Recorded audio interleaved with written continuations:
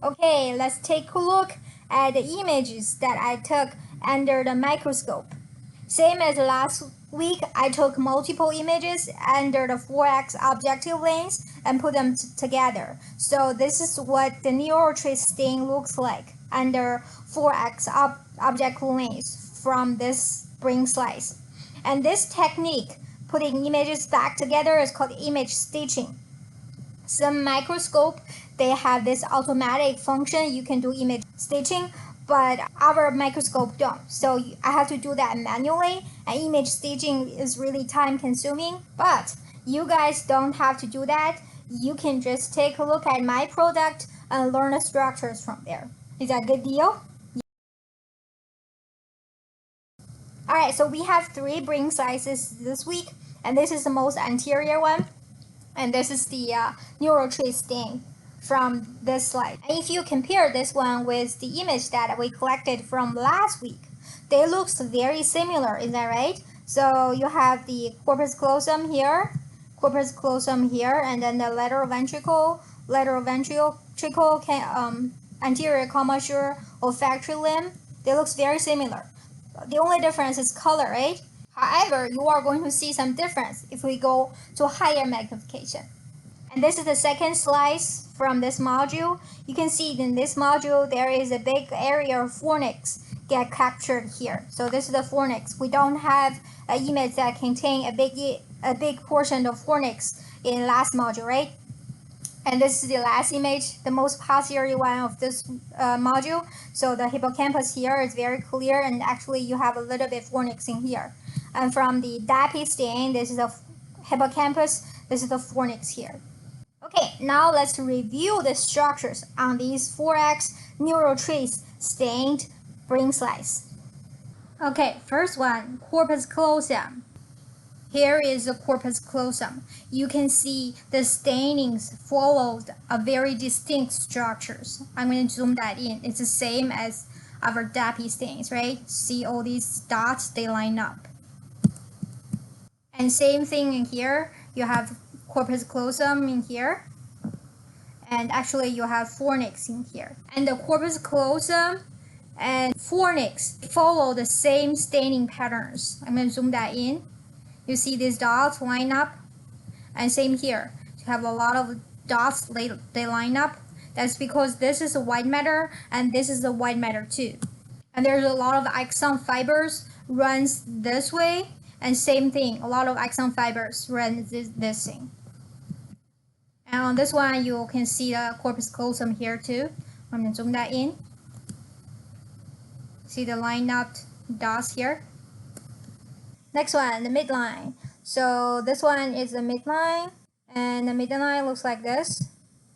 And the midline, again, this is not anatomical structure, help you to orient your brain slice under the microscope. I mean, this is pretty easy to tell from the stitched image, right? However, when you're looking at a microscope, this is the whole view you are going to get. If you see this, then you will know, okay, I'm in the midline. So if you want to go a little bit laterally, you can go where, you know, this is more dorsal side, you can go a little bit ventrally. So if you only see a certain part of the brain slice, you do need to have some landmark to help you to orientate yourself. Okay, next one, cortex. So the cortex is from the meninge layer, which is stained pretty yellow or greenish, till the upper boundary of the corpus callosum. And same for this slice, and from this one too, from the upper boundary of corpus callosum. You can still tell the first layer of the cortex. And in this layer, you know, we talked, there is no neurons, right? All these stains, they are glia cells. Let me zoom in. So see all these stains, they are glia cells. Next one is the hippocampus. This is the hippocampus, and same thing, roughly you will have CA1 region in here, CA2 region in here, CA3 in here, and dente gyrus in here. Do you have two regions in here or not. You have to exactly match this one to your brain atlas to decide if there's a piece of Ca2 in here or not, right? But in this lab, we cannot match the image with the brain atlas that exactly because the stainings we have here is really limited. We don't have that much information to map them out. Okay, lateral ventricle. Okay, let's start from this one. You have a lateral ventricle here and this side. So I'm going to zoom that in. So you can see some blood vessel staining in here. There's a lateral ventricle and on this side. And let's take a look what is the lateral ventricle looks like on this slice. So this is darker whole region here. That's the hollow part of lateral ventricle, and you see that's bright stained cell. They are the blood vessel cells, and they're supposed to be closed up here. And this is the tear. This part is not lateral ventricle, and this is the lateral ventricle. You have more blood vessel filled up this ventricle here. And this one, the left ventricle, is very long structure in here. Next structure, the anterior commissure olfactory limb. Okay, so this is the ACO. See the dot here? This is the ACO. I have to say this. This is a crack of the brain slice. This is not any biological structure. Okay, zoom in. Okay, if you zoom in, you are gonna see some dot here, but they didn't line up as you see in the corpus callosum or in the fornix.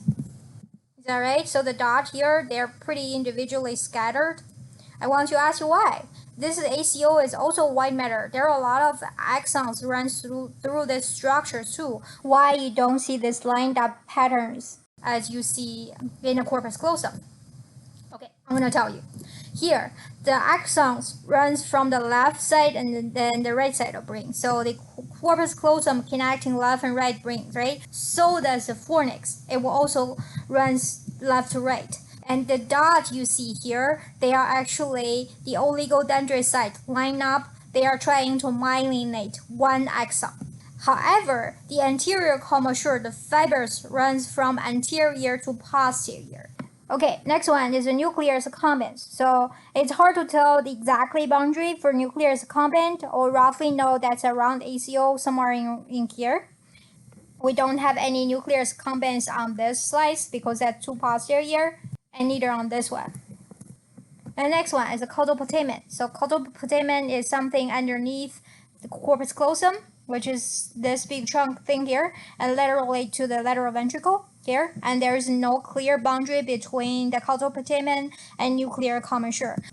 Actually, if you stain the brain slice with different technique, with different dye or antibody-based stainings, you will see the boundary between the caudal putamen and nucleus accumbens. But for this lab, you cannot. We just roughly tell there is this area and the caudal putamen is this area. And actually, you have caudal putamen on this slice too. There's something in here, and on this slice, we don't know exactly boundary. You can match that to brain atlas, but it's a roughly estimate. And here you have caudal putamen too, which is this guy here, and this part here. Okay, let's take a look at the structures under higher magnification. I put DAPI stain and neurotree stain side by side so you can compare them. So this is a 4x. They don't have much difference other than the color. And 10x, this is the DAPI, this is neurotrace. I want to take a closer look at the neurotrace stain. So the corpus callosum is underneath this line here. So somewhere in here, that's corpus callosum. Above this line, these are the cortex. Remember the structures? The cortex is above the corpus callosum. And did you notice the structures that are being seen? The dot in the cortex are bigger than the dot in the corpus callosum, right? The majority cells in the cortex, in the deeper layers, 6 or 5, they are the neurons. Is that right? So the soma of the neurons will take bigger area than the soma of these glia cells. That's why you see a bigger dots in the cortex than in the corpus callosum. And this is 20 objective lanes, DAPI, neurotrace, and 40 DAPI and neurotrace. I want you to compare the size of the stained structure. I cannot say they are cell because they are not cell. This is a nuclei, this is a cell, but this doesn't contain the dendrite or axon, so I cannot say this is a whole cell, right? The only thing I can say, they are the stained dot. The stained dot in the neural trees is roughly, on average, they are bigger than the stained dot in DAPI stain. Am I right? And why is that? In neural trees, you are actually staining both the nuclei and cytoplasma, so you will cover bigger area than the DAPI stain. Okay, next one, the dentate gyrus, the 4x is this region, and here that is this region, and move to 10x, they still looks not much different. And you go to a little bit higher, it's 20, and you started to see some lines sticking out. I see this guy here. That was very dramatic. So this one has a line sticking out. So this is the bottom of the either axon or dendrite. If you go to 40x, you can see this little guy here. This one was from him. Okay, and then this one has a very long structure here. And in the DAPI stain, you don't have any long structure. This basically just a nuclei, right? Okay, next one is the CA1 pyramidal layer, and this is the CA1 pyramidal layer, and in here that is CA1, and that is under 4x. If you go upper 10x, it is here, and this guy here, and if you look closer, you are going to see a little bit line here. I'm going to zoom in. See, all of them have a little bit tail here, and if you go higher, 20x, you see more of these lines here. If you go 40x, I'm going to zoom even more. You see a better of this dendrite or axon bottom. See this guy here? It's very big, right? Okay, so let's come back, talk about how this Niso stain works. So if you look up online, pretty much all the web page will tell you Niso will bind to nucleotide. It stains both DNA and RNA. And this is the image that I show you in the lecture part, right? And this is our neural tree stain. Neural trees and Crystal Valley, they both are Niso stains. So they will stain the Niso body, which is the rough ER. There's a lot of mRNA in the cytoplasma, in the soma. Same here, the green or yellowish part that is cytoplasma, and that within this soma here, right? So they match pretty well. And then this nucleolus and nucleolus here, right? And you have a little bit dendrite or axon stains in here, and same here and here. So let's talk about this nucleolus. So I made a mistake to explain what is nucleus olus in the lecture, right? Okay, so what is really inside this nucleolus? You have a lot of rRNA in there. So there are different types of RNAs. So rRNA is a part of the structure of a ribosome. So after rRNA is being made, a lot of them will stay inside this region. So that's why after Niso stain, you have a stronger staining here, and then in the cytoplasma you have a lot of mRNA, so that's why you have a stronger stain, same in here. But in the nucleus, other than this nucleolus, you don't have much RNA, because after mRNA being made, they are going to be storage in the cytoplasma. So although every website saying Niso stain stains both DNA and RNA, actually Niso stain will stain RNA better. Am I right? Because you don't have much stain in this region and here. Okay, last structure, lateral ventricle. So that is under 10 objective lengths. I picked this DAPI stain to compare with this image, and this spring slice is definitely more anterior compared with this one, right? Because this one has fornix in here and this one don't. So this is more anterior. However, they both have lateral ventricle in there. So this is a hollow part of the lateral ventricle, and in this Niso stain, neural tree stained slice, you have this blood vessels lining in here. All right, so this is about this module, and we'll see you in next module.